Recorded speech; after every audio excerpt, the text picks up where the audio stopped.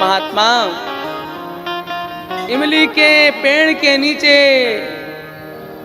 कई वर्षों से नाच रहे थे और नाच नाच करके प्रभु को रिझा रहे थे संकीर्तन करते हुए।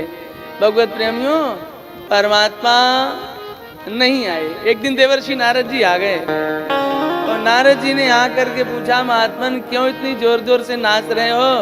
बोले भगवान को पाना चाहता हूँ। नाचते नाचते इमली के पेड़ के नीचे गड्ढा हो गया उनके नाचने से। महाराज महात्मा जी ने नारद जी से कहा कि आप बता दीजिए, कई वर्ष हो गए, भगवान मुझे कब मिलेंगे? नारद जी ने कहा मैं भगवान से पूछ के आता हूँ। भगवान के पास में गए और पूछा कि एक महात्मा इमली के पेड़ के नीचे नाच रहे हैं और नाच नाच कर हरि संकीर्तन करते हैं और आप उन्हें दर्शन कब देंगे? बहुत प्यारे हैं। भगवान नारायण ने कहा इमली के पेड़ में जितने पत्ते हैं उतने वर्षों के बाद मैं उस महात्मा जी के सामने जाऊंगा, उन्हें दर्शन दूंगा। ओहो, इतना टाइम लगाएंगे? हाँ हाँ।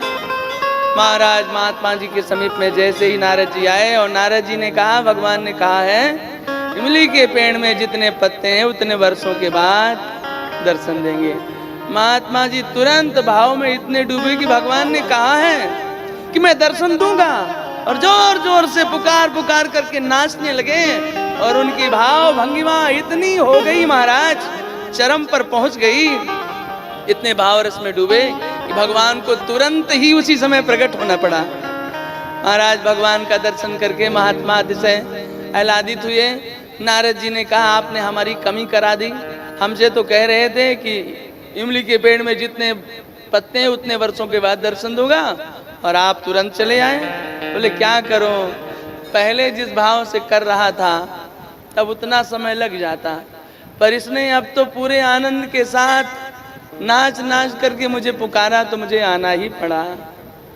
भगवत प्रेमियों, मूल बात यह है कि खूब मस्ती में डूब करके परमात्मा का दर्शन करते हुए यदि उपासना की जाए तो निश्चित रूप से सिद्धि प्राप्त होती है।